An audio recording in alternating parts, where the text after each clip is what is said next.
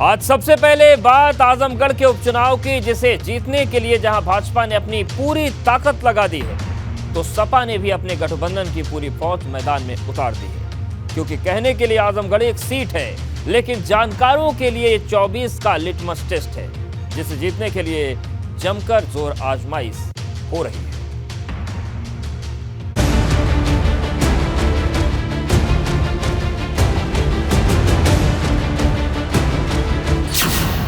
आजमगढ़ में गठबंधन का डेरा, मजबूत होगा सपा का लाल घेरा।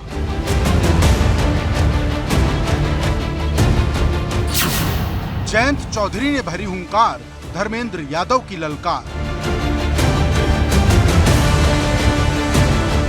उपचुनाव की लड़ाई जैसे जैसे नजदीक आ रही है, सियासी गोलबंदी तेज होती जा रही है। भाजपा की नजर समाजवादी पार्टी के सबसे मजबूत किले आजमगढ़ पर है, जिसे फतेह करने के लिए पूरी ताकत लगा दी गई है। तो वहीं सपा ने अपने साथी दलों को मैदान में उतार दिया है। अब तक सिर्फ ओम प्रकाश राजभर प्रचार कर रहे थे, लेकिन अब जयंत चौधरी भी मैदान में उतर आए हैं। हमारी पार्टी सभी जनपदों में प्रशासन से वार्ता करेगी, धरना प्रदर्शन करेगी, विरोध दर्ज करेगी, ज्ञापन देगी। 28 तारीख से शामली से मैंने अपने युवा पंचायत के कार्यक्रम ट्विटर पे घोषित कर दिए, आप जाके देख सकते हैं। 11 युवा पंचायत मैं 16 जुलाई तक करूँगा। निगरानी रहेगी कार्यकर्ताओं की, स्टोर रूम तक, बूथ से स्टोर रूम तक ले जाने में, स्टोर रूम तक में भी बाहर तैनाती रहेगी। आजमगढ़ के जरिए सपा एक तीर से दो निशाने लगा रहे हैं। जहां एक तरफ वो अपनी जीत की रणनीति बना रही, तो दूसरी तरफ वो अपने गठबंधन से मजबूती का संदेश भी दे रही। दरअसल जब से केशव देव मौर्य ने सपा से नाता तोड़ा, तब से समाजवादी खेमे में खलबली मच गई। लेकिन आजमगढ़ के रण में अपने साथी दलों को उतारकर अखिलेश ने हर सवाल का जवाब दे दिया। समाजवादी पार्टी आजमगढ़ के उपचुनाव में इस सीट को किसी भी कीमत पर जीतना चाहती है। इसके लिए समाजवादी पार्टी ने अपनी पूरी ताकत झोंक दी है। समाजवादी पार्टी के सभी वरिष्ठ नेता आजमगढ़ में मौजूद हैं और वे कार्यकर्ताओं के बीच जा रहे हैं। प्रदेश अध्यक्ष नरेश उत्तम से लेकर राम गोपाल यादव तक आजमगढ़ में कैंप किए हुए हैं। उधर भाजपा भी कुछ सपा के पैटर्न पर ही काम कर रही, जिसने आजमगढ़ को जीतने के लिए अपने मंत्रियों के साथ साथ साथी दलों को भी मैदान में उतार दिया है। अब मैं तो बधाई दूंगा मोदी जी, योगी जी को। उन्होंने जिस तरीके से त्रेता में भगवान राम ने निषाद राज को गले लगाया था और उन्होंने एक सेना दी, निषाद राज ने बदले में, और श्रीलंका पर विजय प्राप्त किया। 2022 के चुनाव को देखेंगे तो मैंने ऐसी सीटें जीती हैं जिसको कोई कल्पना नहीं कर सकती। देखिए, अगर कोई मुंगेरी लाल का सपना देखे तो उसके लिए कुछ कहा नहीं जा सकता, लेकिन इतना जरूर बताना चाहता हूँ कि आजमगढ़ की जनता परिवर्तन चाहती है। हम गांव-गांव जा रहे हैं, लोगों से संपर्क कर रहे हैं, संवाद कर रहे हैं, बातचीत कर रहे हैं, और जो लोगों का रुझान आ रहा है उससे हम इस बात को कह सकते हैं। वहीं जानकार आजमगढ़ को 24 का लिटमस टेस्ट बता रहे हैं, क्योंकि भाजपा ने यूपी में इस बार 75 पार का नारा दिया है। उधर सपा की कोशिश अपने 2004 के प्रदर्शन को दोहराने की है, और इसके लिए आजमगढ़ सबसे अहम सीढ़ी है। आजमगढ़ से खुर्रम नुमानी, एबीपी गंगा। अब विश्लेषण में बात उस खबर के साथ जिसने पूरे देश में हड़कंप मचा दिया है, क्योंकि सरकार ने युवाओं को सेना में नौकरी के लिए एक योजना शुरू की। नाम है अग्निपथ। अब इस योजना के विरोध में छात्र सड़कों पर हैं। विरोध की आग इतनी भयानक है कि शहर के शहर लथपथ हो गए, और अब प्रदर्शनकारियों के गुट ने भारत बंद का ऐलान किया। मतलब अब तक जो हुआ वो सिर्फ ट्रेलर था, बाकी बड़ी पिक्चर अभी बाकी है। शहर शहर लथपथ, अग्निपथ, अग्निपथ, अग्निपथ।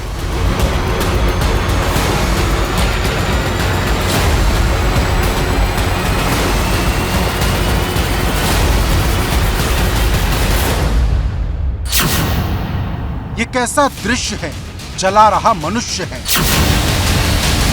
कहीं ट्रेन में आग, कहीं बस हो गई राख। ये अग्नि कैसे होगी शांत? सरकार ने देश के नौजवानों को अग्निवीर बनाने के लिए अग्निपथ योजना शुरू की थी, लेकिन देश के नौजवान इतने गुस्सा गए कि अपने गुस्से की अग्नि से शहरों को अग्निकुंड बना दी। कहीं ट्रेन जल रही है तो कहीं बस जल रही है, कहीं सड़क पर आग लगी है तो कहीं चौकी और थानों के सिर्फ अवशेष बचे हैं। प्रदर्शन की ज्वाला इतनी तेज है कि उसकी लपटों से आसमान तो काला हो ही रहा। अब समझ नहीं आ रहा कि इस अग्निपथ से लथपथ हुए शहरों का सूरत हाल ठीक करें तो कैसे करें।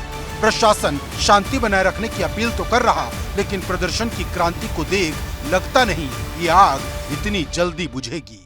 अधिकारी जितने भी अभ्यर्थी हैं उनसे लगातार वार्ता कर रहे हैं, उनको ये बातें समझाई जा रही हैं कि ये जो नई स्कीम आई है वो सबके हित में है और इस स्कीम में नौकरी पाने के बाद से उनका अन्य जगहों पे नौकरी किए जाने के संबंध में कोई अहित नहीं होगा, वो अवसर उनके पास वर्तमान है।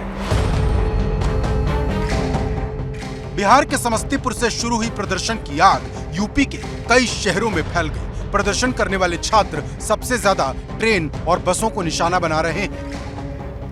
आग में धू धू कर जलती ये जीप अलीगढ़ के टप्पल थाने के जट्टानी चौकी की है, जहां प्रदर्शनकारियों ने पहले जीप में आग लगाई और फिर पूरी चौकी को आग के हवाले कर दिया।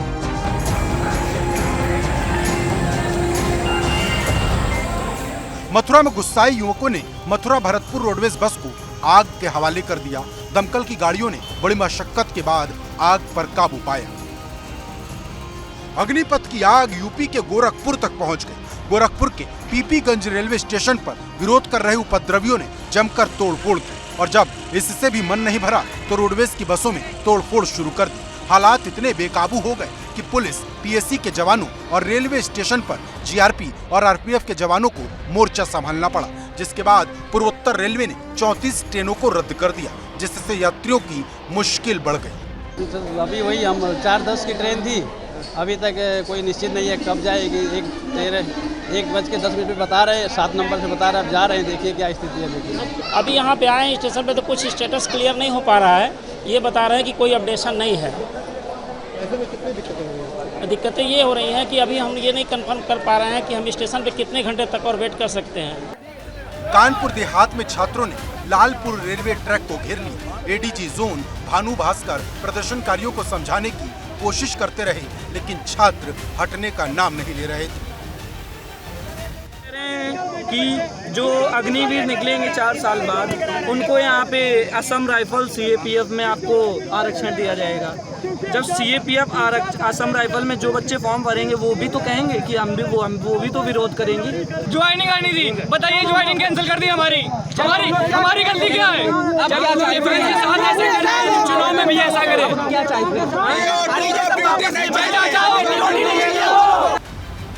छात्रों का प्रदर्शन ग्रेटर नोएडा में भी देखने को मिला, जहां छात्रों ने यमुना एक्सप्रेसवे पर जाम लगा दिया। तो आगरा की तरफ से भी नोएडा एक्सप्रेसवे के टोल को घेर लिया गया, जिसकी वजह से लंबा जाम लग गया। और इसके बाद दूसरे प्रदर्शनकारियों ने आगरा ग्वालियर हाईवे को जाम कर दिया। मतलब हर तरफ से आगरा की घेराबंदी हो गई। तो इन उपद्रवियों को खेतों में खदेड़ दिया जाता है, उसके बाद वो रेलवे लाइन के पास पहुंच जाते हैं। पीछे पीछे पुलिस बल और आगे आगे तमाम जो आक्रोशित युवा। अब जो आक्रोशित युवा हैं वो पूरी तरह से शांत हैं और कई सारे युवाओं को वीडियोग्राफी के जरिए चिन्हित किया गया है। पुलिस का कहना है कि जो लोग कानून अपने हाथ में लेंगे उनसे सख्ती से पेश आया जाएगा, उनके खिलाफ सख्त से सख्त कार्रवाई की जाएगी। वहीं फिरोजाबाद में प्रदर्शनकारियों ने टूंडला टोल टैक्स के पास NH2 को घेर लिया।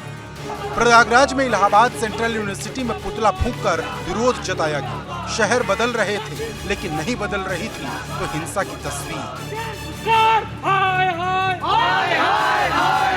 हैं कि यहाँ बड़ी संख्या में जो सुरक्षा कर्मी हैं वो तैनात किए गए हैं। पुलिस के साथ साथ पीएससी की तैनाती की गई है। स्टेशन परिसर के बाहर जो आरएएफ के जवान हैं वो मुस्तैदी के साथ ड्यूटी देते हुए नजर आ रहे हैं। और अगर हम स्टेशन की बात करें तो यहाँ आपको मुसाफिर कम नजर आ रहे होंगे, सुरक्षा कर्मी ज़्यादा नजर आ रहे होंगे। प्रयागराज के जितने भी रेलवे स्टेशन हैं सबकी यही हाल है। लेकिन बरेली में पुलिस के लिए शुक्रवार का दिन वाकई किसी अग्नि परीक्षा से कम नहीं थी, क्योंकि एक तरफ अग्निपथ का प्रदर्शन था तो दूसरी तरफ जुमे की नमाज के बाद अनहोनी का डर। जो इस्लामिया ग्राउंड है इसको यहाँ पर पुलिस प्रशासन के जो आला अधिकारी हैं वो यहाँ पर मौजूद हैं, पुलिस और RAF यहाँ पर तैनात है ताकि किसी भी तरीके से कोई भी अगर भीड़ यहाँ पर आना चाहे, कोई आंदोलन करने आना चाहे तो उसको किसी भी कीमत पर आने नहीं दिया जाएगा। तो चप्पे चप्पे पे पुलिस तैनात है।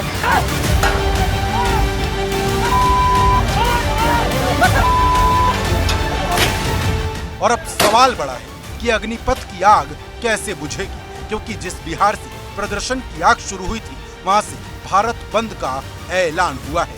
Bureau report, ABP Ganga. अब सबकी निगाहें भारत बंद पर टिकी हैं, लेकिन सवाल इस बात का है कि जो हिंसा भड़क रही है उसके पीछे की स्क्रिप्ट राइटर कौन है, कौन लिख रहा है स्क्रिप्ट? क्योंकि जो आग बिहार से शुरू हुई थी वह पूरे देश में फैल चुकी है। लाखों करोड़ों का नुकसान हो चुका है जिसकी भरपाई करना असंभव है, क्योंकि कहीं ट्रेन को आग के हवाले कर दिया तो कहीं बस में आग लगा दी, और इससे भी बात नहीं बनी तो थाने और चौकियों में भी आग लगा दी। अब सवाल बड़ा है कि आग कैसे बुझेगी, क्योंकि सरकार अग्निपथ से अग्निवीर बनाने चली थी, लेकिन विरोध प्रदर्शन की आग ने शहरों को अग्निकुंड बना दिया है। अग्निपथ को अग्निकुंड बनाने का स्क्रिप्ट राइटर कौन? हिंसक प्रदर्शन पर मौत।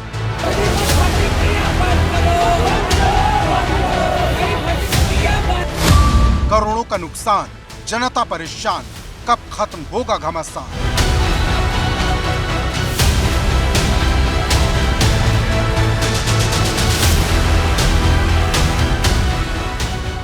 प्रदर्शन तब तक प्रदर्शन होता है जब तक शांति से होता है।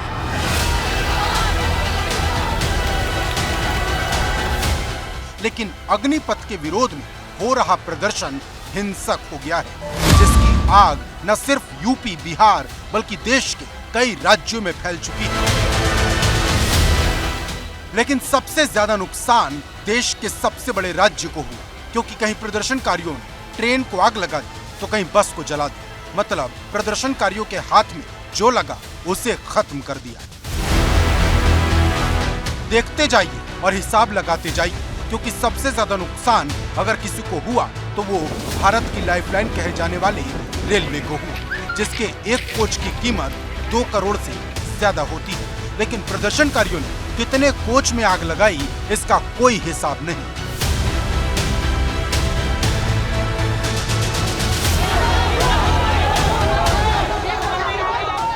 बस में आग, सड़क पर आग, गली में आग, मोहल्लों में आग, हर तरफ आग ही आग। सरकार ने अग्निवीर तैयार करने की बात कही थी, लेकिन अब शहर शहर में अग्निकुंड तैयार हो गए। लेकिन बड़ा सवाल यह है कि इस हिंसक प्रदर्शन का स्क्रिप्ट राइटर कौन है, क्योंकि बिना किसी निर्माता निर्देशक के इतना बड़ा एक्शन होना असंभव है।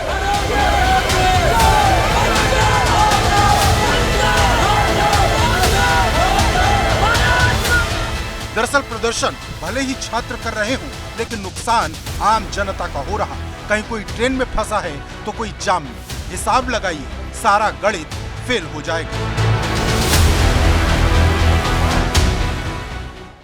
भर्ती होने के बाद फिर युवा आगे क्या करेंगे, इसी को लेकर के देश भर के कई सारे राज्यों में अब विरोध हो रहा है। उत्तर प्रदेश के भी कई सारे जिलों में आज विरोध के स्वर काफी तेज देखे गए हैं। हालांकि केंद्र सरकार लगातार तमाम तरीके से युवाओं को समझाने का प्रयास कर रही है। आज अगर बात करें तो सेना प्रमुख मनोज पांडे, इसके अलावा वायुसेना प्रमुख VR चौधरी और इसके अलावा रेल मंत्री ने भी तमाम सारे युवाओं से आह्वान किया है कि वो इस तरीके के तमाम सारे झगड़ों फसाद में न फंसें और अग्निपथ योजना को समझे और उसके बाद ही इसका विरोध करें। और अब सबसे बड़ा सवाल यह है कि क्या यह हिंसा सोची समझी रणनीति है, क्योंकि पहले जुमे वाली हिंसा और अब अग्निपथ वाली आग। वहीं एक सवाल राजनीति का भी है, क्योंकि विपक्ष पहले दिन से अग्निपथ योजना को लेकर मोर्चा खोले हुए है। आपने पहले तो बेरोजगार बना दिया, LIC आप बेच रहे हो, एयरपोर्ट आप बेच रहे हो, सरकारी कंपनियां आप बेच रहे हो। जब सरकारी सब बिक जाएगी तो तुम आउटसोर्स पे कर दोगे। मुझे तो ये पता है कि अस्पताल भी आउटसोर्स पे चल रहा है। उधर सत्ता पक्ष हिंसा के पीछे विपक्ष का हाथ बता रहा, लेकिन इस मसले को कैसे डील किया जाए ये ठीक से उसे भी समझ नहीं आ रहा। क्यों कर रहे हैं मेरी समझ में नहीं आ रहा। फिलहाल नहीं करना चाहिए। मेरी अपील है आपके चैनल के माध्यम से कि कृपया करके इस पर प्रदर्शन और वो धरना ना करना चाहिए, ना करें। अगर उनकी बात कोई समझ में नहीं आती तो वार्ता करें। मंत्री जी ने पूरी संवेदनशीलता के साथ, चूंकि कोविड के काल में 2 वर्षों तक नियुक्तियां नहीं हो पाई थी, इसलिए उसकी आयु सीमा 21 से बढ़ाकर 23 वर्ष कर दी है। रक्षा मंत्री जी ने सभी अभ्यर्थियों से अपील की है कि वो इस योजना को पूरी तरीके से पढ़ लें और उसके बाद किसी भी प्रकार की प्रतिक्रिया करें तो बेहतर रहेगा। सेना को अधिक आधुनिक, अधिक युवा, अधिक सुसज्जित बनाने के लिए और युवाओं को बेहतर अवसर प्रदान करने के लिए यह निर्णय लिया गया। देखिए, विरोधियों को जो पत्थर चलवा रहे थे वही ये सारी चीज़ें कर रहे हैं। मैं सबसे हाथ जोड़ के हमारे समाज से, हमारे कुल बिहार के लइका बड़न, कुल उत्तर प्रदेश के लइका बड़न, उन लोगों से हाथ जोड़ के निहोरा करें। एक समझ ला, ई बहुत बढ़िया मौका बाटे कि ई आपन 23 साल तक बढ़ा देना, एकरा के काम करके कुछ पैसाओ कमाला, शरीर से फिट भी हो जाइबा। अब सबसे बड़ा सवाल यह है कि हिंसा का अग्निकुंड कैसे शांत होगा, क्योंकि जितनी देर होगी ये आग उतनी ही विकराल होगी। वहीं सवाल देश की इकोनॉमी का भी है, जिसको लेकर कुछ उम्मीद जगी थी, लेकिन अग्निपथ पर हो रहे प्रदर्शन को देख वो भी नाउम्मीदी में बदलती जा रही है। Bureau report, ABP Ganga.